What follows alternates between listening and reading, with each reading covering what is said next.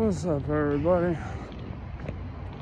So I'm just coming back from a birthday party after, with envying the one, not sober, but the one guy not, completely fucking wasted, on booze.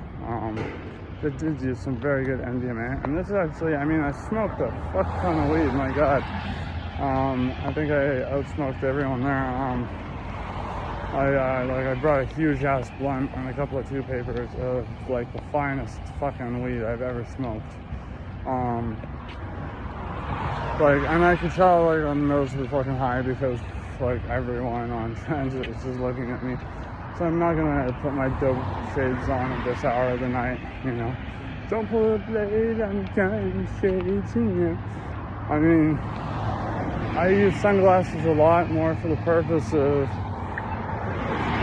protecting how high I am from the public, but than actually protecting my eyes from UV rays. But at night it's just suspicious. It's just suspicious to do that at night. But anyways, I just want to talk about something because it's been weighing on my mind. See, I've been on a Robert Anton Wilson trip since I found out who the dude was, and just his ideas and the way he phrases and describes and explains so much of the universe just makes so much sense. I don't know, to me, anyways. A lot of people probably would criticize me to the point of being harsh on religion, but and when I say religion, what I mean is monotheistic religion. So Judeo-Christian, Islam. I don't know why. I'm sorry, I'm plunged in total darkness here. You'll be able to see me in a second. I don't know why people just say Judeo-Christianity, because they are all technically the same stories, like the New Testament was essentially like the Torah, the Old Testament, and then New Testament was Christianity's version, and Islam has mentions of Jesus, and I think they have their whole version of Jesus' story in the Quran. That's, I think, it's just speculation on my part, but probably what led them to spin it. Just like any other Christianity splinter group, like Mormonism or whatever. It's the fact that, Jesus is still in it, but guess what? We're gonna make it even more special and tailor-made to you guys in your historical context. But I realized something when hearing, or more so reading, Robert Anton Wilson, and that's that I know how these monotheistic institutions, keep their reign more than anything else. And it's their monopoly over death. What I mean by that is that when you join a church, what you're supposed to be doing is you're supposed to be essentially making a soul pact with something. You're agreeing on such a deep level that you will not only invest your life to it, and not only will your beliefs reflect it, but it'll impact who you are as a communal member, and these very defining attributes that you see less and less as religion becomes more and more obsolete. But I know they have many structures of power with which they reinforce it, but I think more than anything, it's that they can tell people the great question: what happens after you die? And not only that, they can do a whole Santa's got a list and checking it twice thing, where they go, okay, they essentially sew good and bad into it, like, oh, if you're a good person, you'll go to a good place when you die. And like this whole Pascal's wager, I always thought was stupid, because I just think it's I wouldn't want to believe in that type of God in the first place. I think, to me, is where that argument kind of falls apart.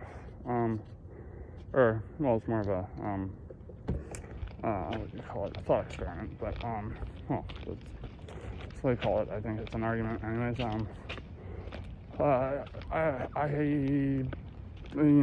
the ideas of sins, or, like original sin, for crying out loud. This idea that your soul is inherently impure, to the point where, like, if you're an aborted fetus, maybe you'll go to hell because of original sin. I'm like, don't quote me on that as being a source of any Christian religion. I don't think I've heard anyone say that, but that doesn't seem out of the realm of belief. Because, why do they attack abortion, for example? Because that is something that is going in line with a monopoly on death. Not that I'm in any way against abortion, I'm totally for it. But, I guess it's still, whether it's a full human being terminated, or, a partially formed embryo, is still something that's slightly alive. But hey, so is your skin when you're scratching it off when you have a mosquito bite. And I think that's what drives so much of it is, or just the craziness, bombing abortion clinics, shooting doctors who are affiliated with the clinics, just the extremism of it. Salman Rushdie having to go into hiding because of, I think, 4 sentences in the novel he wrote, besides mass scale riots. And it's people are brought up to have a set of structures that cannot be broken, and I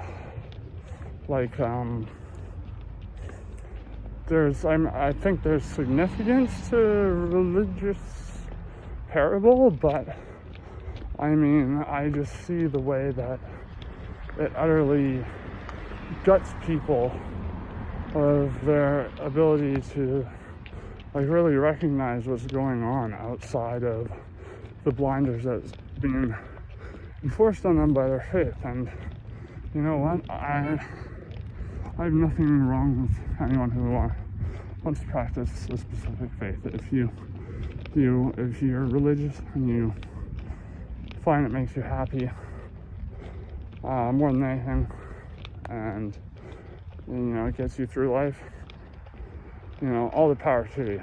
As long as you're not going around and trying to proselytize everything and everyone around you. I like to call, especially the Christian denominations, so many of them, I like to call them kind of like the oldest MLMs. Except you're buying your way in. Yeah, sure, monetarily, to a degree, but more so you're sacrificing yourself, your time, your personality, your perceptions of good versus evil, your complete worldview. Like, it's just it's like as an industry, from that perspective, it's a very effective one, because it can take people, say that's their product, which it is. Let's be honest, they kind of are. People go through those doors and they come out transformed. And with say evangelicals who popped up fairly recently, and my theory on the evangelicals is it was just a bunch of people who did a fuckload of drugs and fucked off with their life in like the late 60s, early 70s, and then realized, oh fuck, I'm like 35, pushing 40, and there's like an expectation on me to have a family and like get a job, so oh, there's this church where I can go and they can save me and wash my sins away just by dunking me in some water in one day. Let's fucking do it. Like, I honestly think that's why a lot of people became Baptists. But yeah, I mean, like their worldviews become so utterly distorted now that they apparently talk about Trump 60% more than they talk about Jesus in their sermons. Like, oh man, like, but that being said, religions is not, like, I'm not trying to pick on religions. There's so many bad industries in the world. Like, what is the world but a bunch of cults that want to take from us and don't have our best intentions at heart, who are just like prodding us in one direction or the other and putting out ideas like you know, we're supposed to get this you know, dietary pyramid of media stimuli. Like, it's you know, this is why I love people like Robert Anton Wilson, because like they knowingly admit, and I knowingly admit, that I'm in general an agnostic. I don't know fucking anything about anything. I could be a brain in a vat right now, so just keep that in mind. I'm just opining. The like one thing is just to go back to that point about monopoly on death within religion.